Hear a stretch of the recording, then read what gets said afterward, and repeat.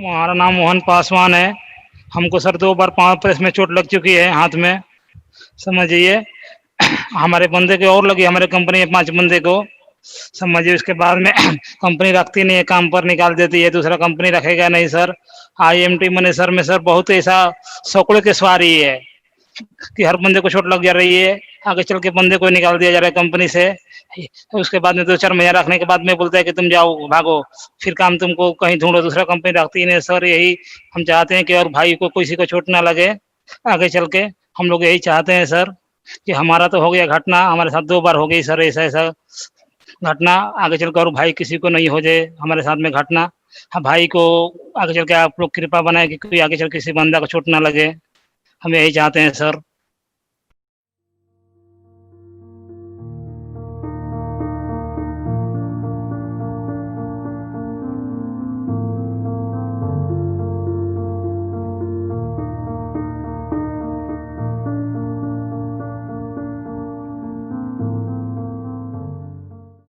This analysis today is of more than 1,800 workers who have been injured while making auto components.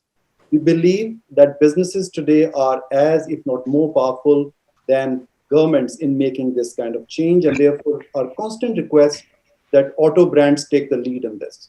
The highlights of 2020 and the details are in the report. First, the injuries and post-accident treatment got worse in Gurgaon, Faridabad in financial year 1920.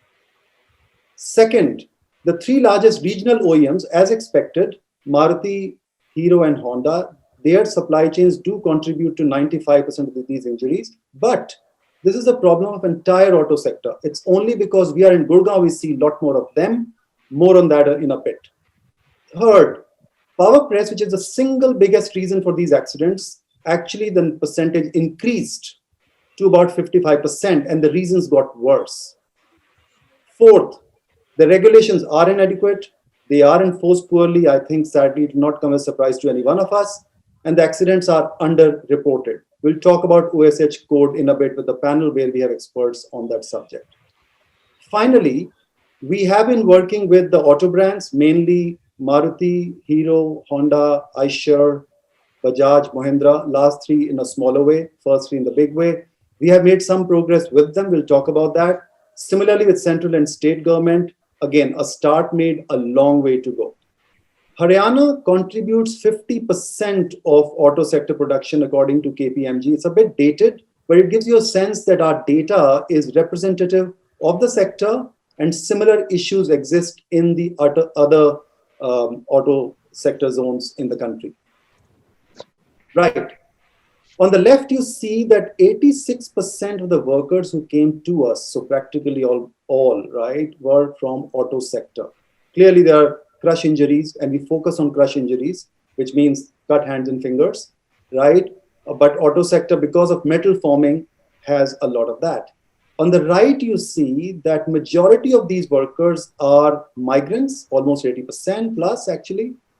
On contract, more than 60-65%, and young, 50% plus are below 30 years of age. This is the kind of demographic that you saw during COVID on the roads walking home. And we did a lot of research on that. You can find that on our website. Practically nobody amongst these workers, 1,800 workers we're talking about, was part of any union. The reporting done by the government, unfortunately, is very small. Haryana state has been reporting 40 odd injuries, in a year. We see 500 plus, just us, right? Also, the trend line on the right, you see the factory inspections were coming down even until 2017 in the previous 6 years. Before that, right?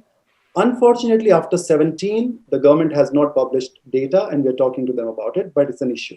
Now, specifically on OEMs, and we don't want to blame anybody, it's a data out there which has been there for the longest time. It is to highlight the issue, and we are pleased that they are noticing this issue now, right? So clearly, Maruti Suzuki is the largest because we understand they are the largest in the region. They increased marginally during these 3 years. Hero increased the most. Honda reduced, but we will see how time shows whether it's actually reduced because we haven't seen much action from there. In fact, on the right, you see that 19% of the accidents happen In other brands too, Ashok Leyland, Eicher, Escorts, JCB, Mahindra, Tata, TVS, Yamaha, right? Most of the workers tend to mention the large names because they are big. They tend to mention less of these small names. We suspect it's more than 19%. And by the way, if anybody is wondering, the total is more than 100% because the supply chain is shared. The power press in under Indian law is a dangerous machine. It should have all sorts of protections in the factory, right? But what's happening instead are these breaches. Untrained, unskilled helpers doing the job of skilled operators, or machines being allowed to operate without sensors or safety guards, machines being sold with safety features that should be mandatory as optional. All these are non-compliant with Factory Act, and there should have been fines around them. But when we look at fines, what you see on the right-hand side, 3,000 rupees. That's the average fine over thousands of these violations that you see on the left. 71% of cases end up in convictions. It's a very high conviction rate.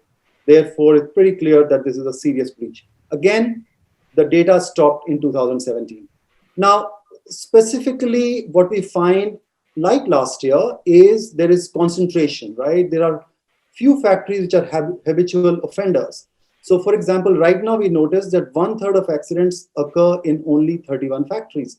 Clearly, if we could focus on 31 factories, we can make a big dent in this problem. And we are talking about this to the stakeholders. Let's see what can be done. We take worker data very seriously and confidentially, so we often do not share the names of these factories and workers, but it's data that they can find from ESIC. We don't have to make it public. On the right, you see that 22% of the factories are ACMA members. ACMA is here represented today. We will talk about it. And clearly, ACMA are the most professional of the supply chain, so they can make a quick dent in this.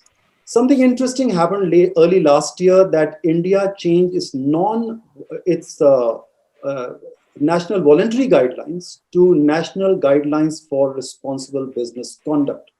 What it does is it asks the businesses in India to be responsible for their supply chain, including safety.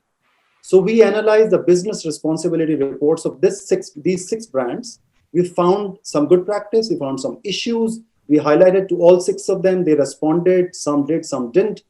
Picture is just to show you where we are with this. We'll be publishing a report on this. The important point to note is the government has announced guidelines which says OEMs, the brands, are accountable for safety in their supply chain. An interesting thing about Niti Aayog's guidelines and work on sustainable development goals is that whereas they have set some very good goals for a number of indicators, there is an indicator 8.8, which is specific about securing safe working spaces for workers.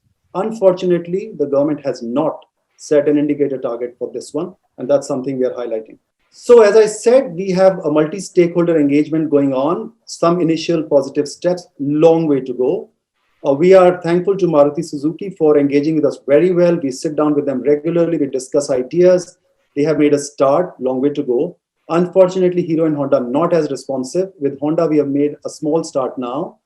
SIAM and ACMA, we just started engaging and we've got very positive engagement going on with them. So we are hoping a lot will be done, and they're both here today. Mahindra, Eicher, and Maruti responded to our business responsibility reports. Others, we are waiting. On the government, we all understand the challenge there is.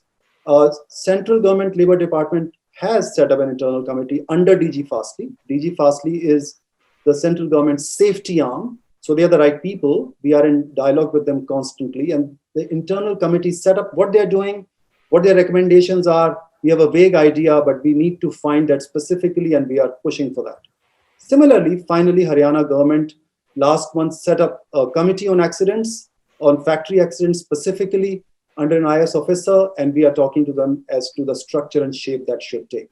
We have signed an MOU with Ministry of MSME because clearly the supply chain has lots of middle and small industry, so we have to implement a few safety initiatives with them.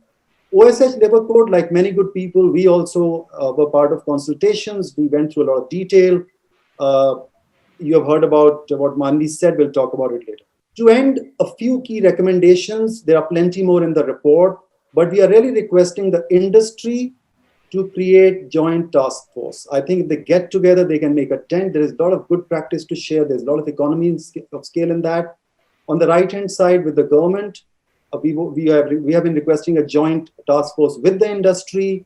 We have been asking for stricter enforcement of safety regulations, and our job is to give them data. So we do that and we push that constantly. We talked about Haryana State. Ministry of Skill Development has an important role to play in upskilling workers, specifically for safety. We have talked about MSM and Niti Aayog. Our role going forward, left bottom, is clearly to keep reporting accident data, highlighting the issues, but also highlight solutions. We will publish reports on compliance with national guidelines of responsible business conduct for the auto sector specifically, at least top 10 brands. We will publish a report on PowerPress and its issues and recommendations. We'll continue facilitating dialogue.